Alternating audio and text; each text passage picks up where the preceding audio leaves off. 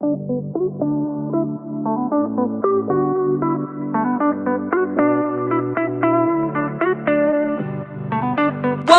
to the Soulfire Podcast, where every day we talk about real life, real shit, real raw. On this show, you can expect us to dive deep into topics like marriage, parenting, money, business, feeling like you want to give up, fighting for yourself, just straight soul healing. This podcast is all about life. Hey there, it's Power Coach Alicia here, your source of fun, funny, exciting, entertaining, and educational life coaching, transformational speaking, and soul healing. We're talking about setting your soul on fire. I specialize in helping women put themselves first without feeling guilty, getting out of their own way, and finding themselves again. No fluff, no hand-holding, no bullshit here, just love, light, and peace as we journey through this thing called life.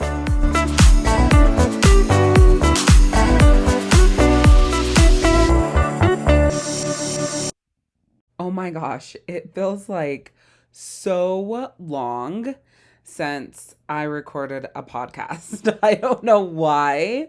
We wrapped up the Get Your Shift Together workshop, and I don't know, it just feels like it's been so long. And then I've been welcoming all the new students into this class of Shift Happens, and oh my gosh, just so much craziness going on. And you know, I was thinking about what do I want to talk about on this episode of the podcast, because I don't really have a lot coming to me because I feel like my mind is so full of so many things I want to do, and what decisions do I want to make here, and what path do I want to go on there, and okay, your schedule has this coming and that coming, and so everything just feels crazy, and it's part of the energy right now. And so I get all of that with this season. Like when fall gets here, just the energy shifts for me, and I just feel like hustly and bustly.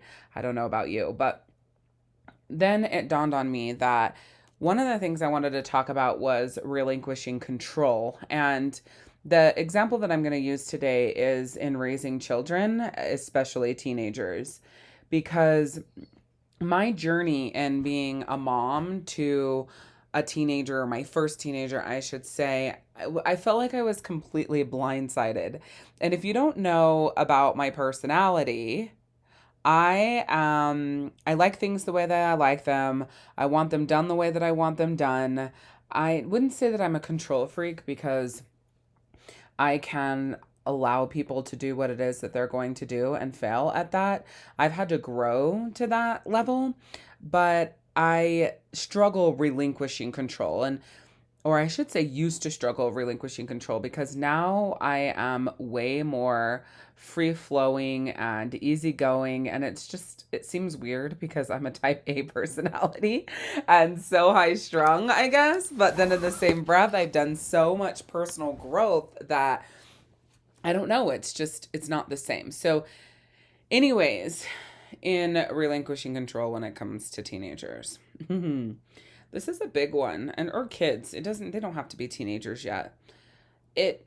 It's weird because as a mother, I feel like it's my job to fill in the blank, right?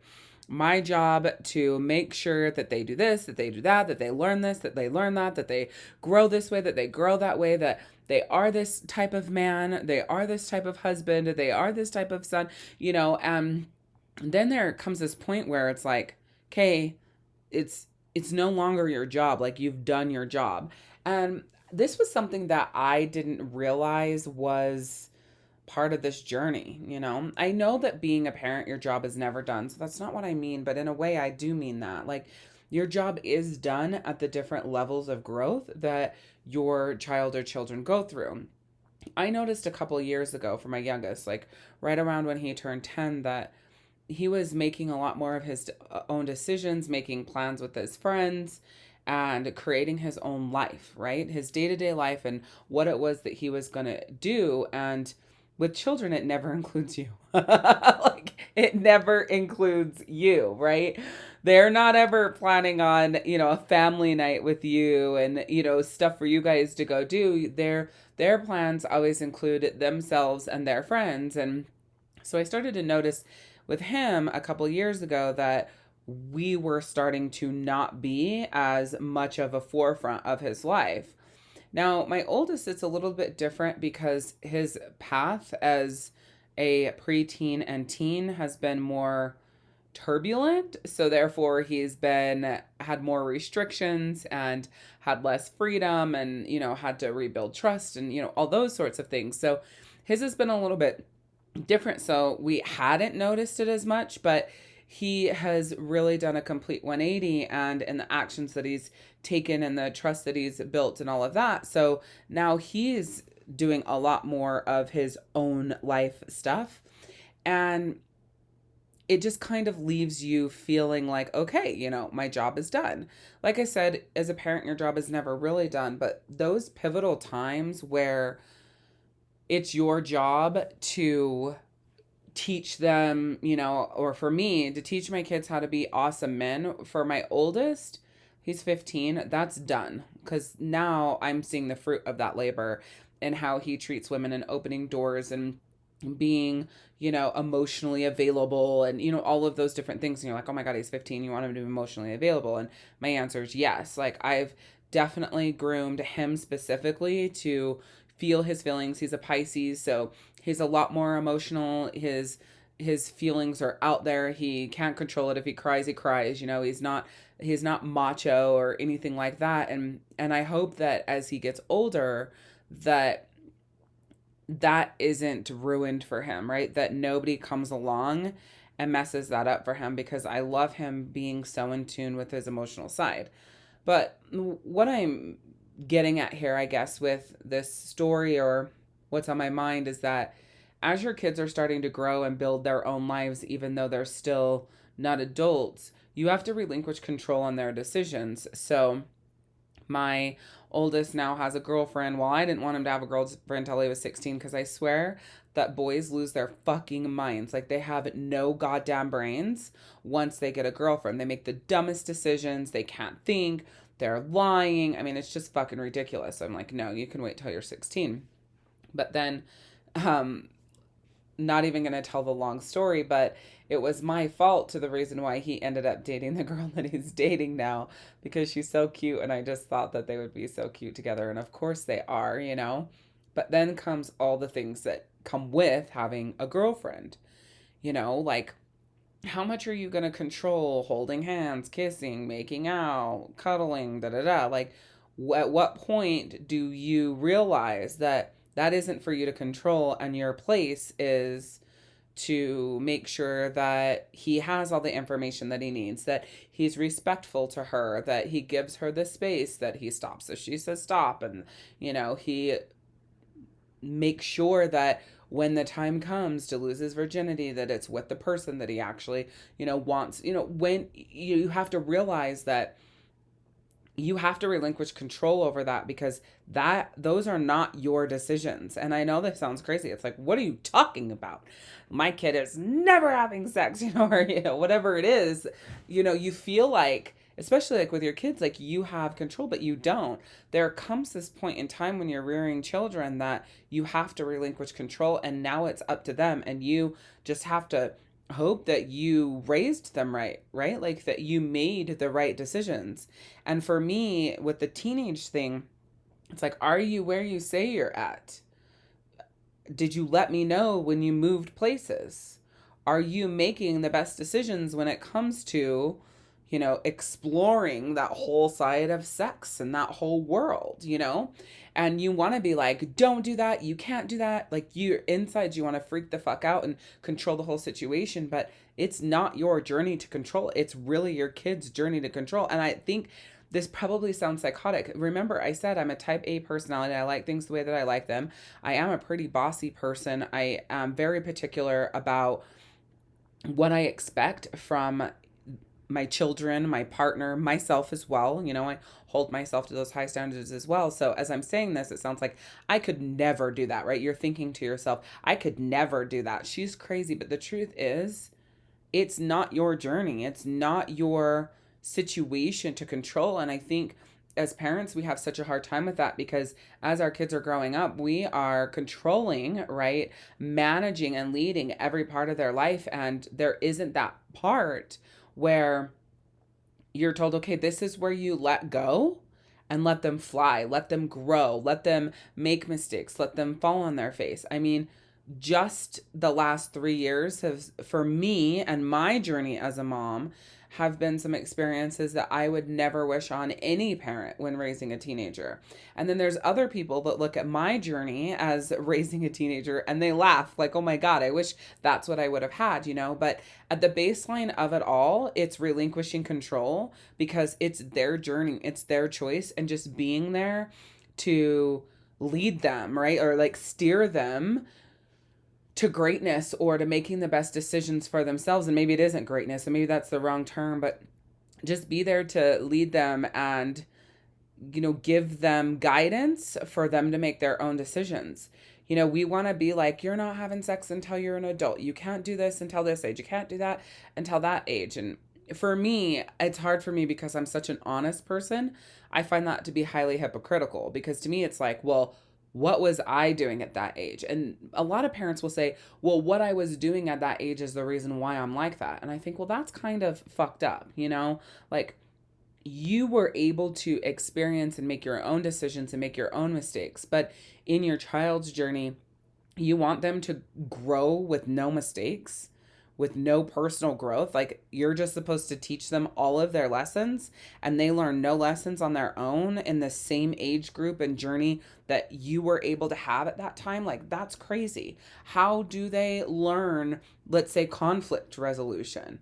When you say you're too young to be dealing with that with your girlfriend right now, you guys should be out having fun. Well, if they're in a conflict and they're having issues in their relationship, they need to work through, you know, work on conflict resolution. And you should be there to help guide that and facilitate that growth instead of being like, this isn't, you know, what you should be going through. You shouldn't even be worried about this right now. You're too young for that. You know, I think a lot of the problem with parents is that they treat their children like that, even though their kids are going to go on their own journey themselves, right? And let's remember that the foundation of this podcast is, you know, we're here as we journey through this thing called life, right? We get to grow and we get to make our own mistakes. And more than likely, you got to do that as a child as well. And if you had a parent that didn't allow that, then you were constantly rebelling against them, right? So you were still doing it anyways. Like, why are you not learning from your own journey as a kid in the same age group and what you went through and the decisions you were making and, you know, what you were doing? Why do you not see that that's part of your person? And then, you know, the next breath would be like, well, I just don't want them to have the hurt or the pain or make the mistakes that I did. And maybe you were pregnant at 16. Oh my God, I would never want that. Of course you wouldn't. However, it's part of your journey and your growth. And of course, you've talked about it, I'm sure, plenty of times, or you will as your children get older, and you're going to explain that. So why not let them have the knowledge that you've given them and make the decisions for themselves?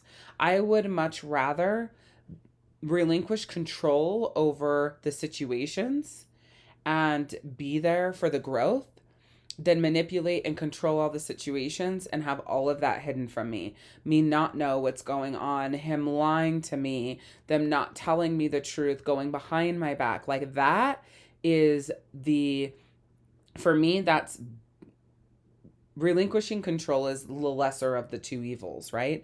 And saying, you know what? I know that this pisses me off, or oh my God, I would never do this, or this is ridiculous, or you shouldn't have done that. That's all control, right? I would rather be like, I think that that was really fucking stupid, and now you have to suffer the consequences of that, and go that route while also educating in that journey, than me being like, you're never seeing her again, or you're never hanging out with them again, or you're not allowed to have that friend, or da da da da. I mean, I always do my best not to be like that. The only time I have stepped in that control line where I haven't like backed off is in situations that I feel like are life threatening.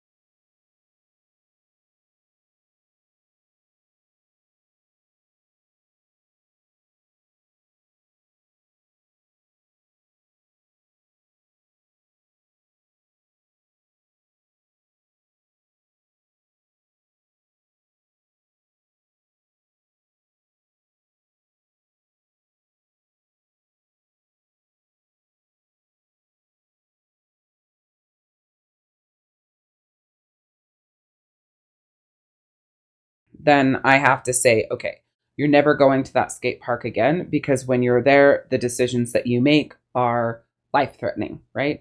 So there is that, but there's also, well, never going to that skate park again without an adult, I would say.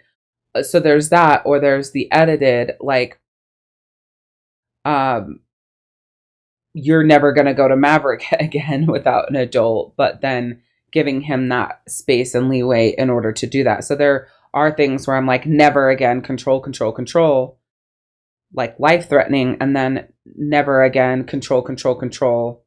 Okay, you're going to have to give him the space. So this is the conversation that I have with Daniel over and over and over again. Like, you are going to have to, we're going to have to let go.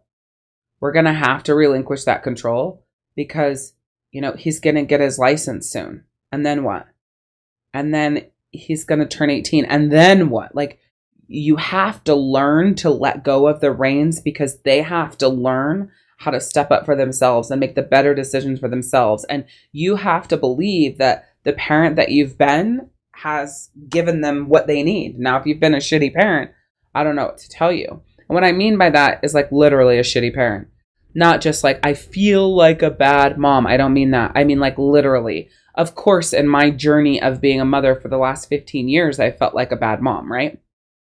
But when I pull back and I look at what I have done as a mother for my children, I feel like I have been an amazing mom.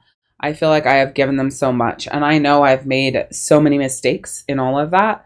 But I'm talking about that overall, like, I did good. Like, I did my job. I did what I was here to do. I've raised amazing boys. I'm still working on Stratton. He's 12. So I'm still working on his sympathy and empathy, plus understanding. And he's a lot more like me in personality. So that's going to take a little more time. Ronan, though, as a man, is so unbelievable. Like, he shows me all the time with his new girlfriend just how amazing of a job I did. And I don't take anything away from Daniel. Like, he has a lot of things that he does that he gets from what Daniel has done or does do. You know, the way that the sweet things that he thinks of to do for her comes from Daniel. In this instance, I'm only talking about myself because I'm the one recording this podcast and it's from my perspective, right? So just know I'm not taking anything away from what Daniel has like taught and given and brought to the table, because he's definitely brought all of his amazingness. It's just so amazing to watch him be such an amazing man, right? And be so nurturing and be there and present and caring and attentive and like, oh, you know, she's different. This is going on or whatever. Like, it's just so freaking cool. So I'm sharing all this with you under the umbrella of parenting up to this point. But this is how life is, dude. You go through this life and you realize that when you're running around controlling everything and so set on controlling everything, that what happens is that you miss out on a lot of the beauty in the journey, right? A lot of the amazing things that you could have been a part of if you weren't so focused on controlling it. Like, I am so focused on being part of the next level of growth for Ronan and the foundational man that Stratton is going to be and growing into, that is way more important to me than controlling everything. You know, like, if that's what you want to do, like, here are your choices. Just know by making that decision, da da da da da da da da, you know, like stepping back, because trust me, I want to be the one that steps in there and tells them what to do and when to do it and how to do it and all of the ins and outs. But I feel like that time for me has passed, especially with Ronan. Stratton, I still have a lot more of that, getting him to open up and connecting to his emotional side a lot more. But with Ronan, that time's passed. Like, I've already given into that time, you know? So if you separate from being a mother and you put this in perspective in life, There are so many things that you are attempting to control that, one, are outside of your circle of control, which I've talked about a lot. I just talked about it in the Get Your Shift Together workshop. And they aren't your things to control. It's like, I can give another example in my marriage. I can give another example in friendship. So I'll give both of those to bring more perspective, just in case you don't have kids. And I hope that you've listened this far, even if you don't have kids or if they're grown and out of the house, because that's a whole other thing, by the way. You still have so much control over your kids outside the house, and that's what's making you miserable. So much control over their life and their children, and making sure that their children have someone to watch them. Like, this is crazy. So many things that you're controlling with your adult children, they should be worried about and focused on and controlling themselves, but you're overstepping because you haven't let go. You never relinquished that control when they were a teenager and allowed them to make those mistakes and grow into their own personal power. So you're still doing that today, and it's depleting all of your energy and all of your personal power, and stopping you from stepping into that next chapter of your life. Once you have grandchildren, you're supposed to be moving into the next chapter. You're still a parent. You're always going to be a parent, but it should never be at the levels that you were before, unless you have blurred the lines and boundaries, in my opinion. So with my husband, we used to always get in fights because I could see that the decisions that he was making was going to cause issues, let's say between him and I. I could see that if he took that action, then it was going to make this issue happen. And so I'd be doing my best to get him to not do that. And then it would cause all of these issues. Or I would get upset with him because I knew that if he made this decision, he was going to be unhappy, but he was on the track to make that decision and he wouldn't listen to me. And then we're in this fight because I'm fighting for him to listen to me and not make that decision so that it doesn't end up in that place, but he doesn't want to listen to me. And now we're in this fucking battle where that's not my battle, right? That's not my burden to bear. And I had to learn to let Daniel make the decisions that he's going to make. And he has to suffer those consequences, right? So you could be doing this with your partner, overstepping and doing your best to control so that he doesn't get hurt. He doesn't make decisions where he will end up hurt, right? And then that causes friction between the two of you, or it causes you turmoil because he doesn't listen. Well, then just fucking relinquish that control because it's their choice. And then, yeah, but Alicia, I don't want to see him get hurt. I don't want to see him make see them make the mistakes that I have. I don't want to see them go down that road that I know is so hard for them. It doesn't matter. It is not your burden to bear. This is not your fight. This is not for you to control. Now, can you guide and can you lead as their partner? Of course. But at the end of the day, if you let go of the control, then whatever decision is made and wherever that goes is on them. And that's what I'm saying. In friendships, I get so freaking frustrated about the fact that I feel like I'm the friend that's there for everyone else, right? I feel like if I'm going to be that kind of friend for you, you could at least be partially that friend for me, or 3/4 that friend for me. Like, I get it. In relationships, there's always going to be the give and take, and it's not going to be 100%. So I just want it to I want to feel like they feel about me as their friend. Like, they know I'm there for them. They know I care. They know I'm checking in on them. They know that I, know what's going on in their life and that I'm sending them the best, and that, hey, if you need anything, I'm here, and da-da-da-da-da.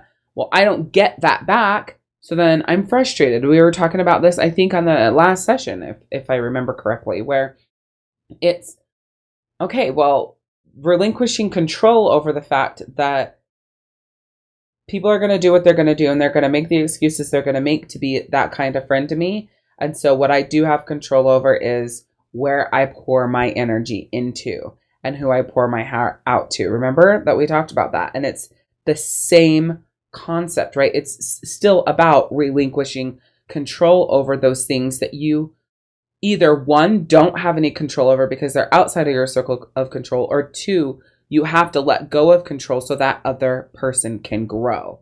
So if there's anything I want you to take from this session, is letting go of control so that person can grow, so those people can grow, so that you can grow. In any situation, if you are holding on to too much control, it's stifling everybody's growth and everybody is miserable. Mostly you are, right? Going back to parenting, when you're attempting to control a child that is spreading their wings and, connecting with their identity, you're miserable as fuck. It is like a very turbulent time because you want to continue to control the situation and the growth and all of that as if they were 5, 6, 7, 8, 9, 10, right? And the truth is they are preparing themselves subconsciously, not consciously, but subconsciously for their next phase in life. And as they are starting to prepare themselves for the next phase in life and growing and starting to make their own decisions and deciding, what they want to do and what they want out of life, you are overstepping those lines in wanting to manipulate and control the situations of what they should and shouldn't be doing when now that's their choice. And if you relinquish control, then as your teenager, this is just all my lessons that I've learned the hard way. As your teenager starts to grow, you either stay close to them or you become close to them because you stop creating the turbulence. If you continue with the control, what happens is you grow apart and there's issues and you have to regrow back together after they become adults.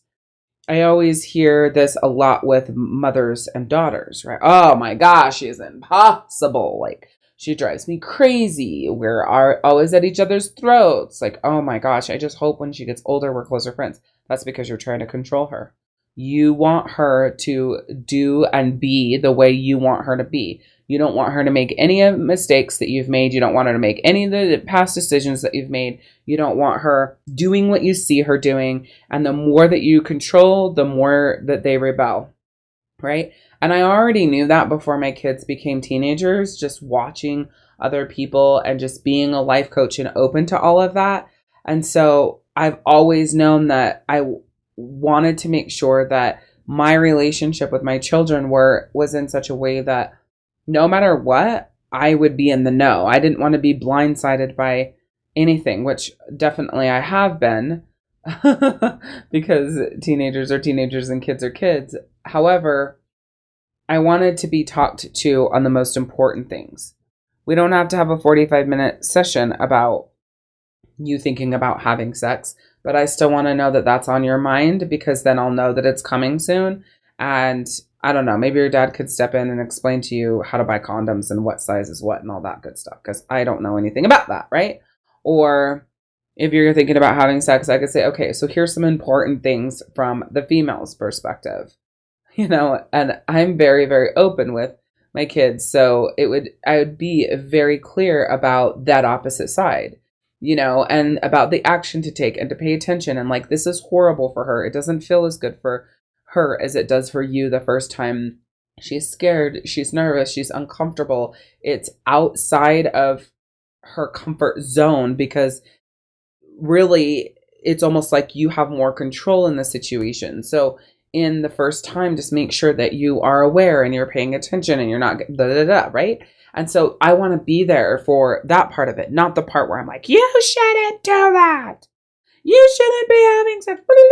You think we're going to have the other conversation then? No, we're not having the other conversation if I'm losing my fucking mind. Do you get what I'm saying? So take what I'm saying and pull it back and look at the relationships in your life.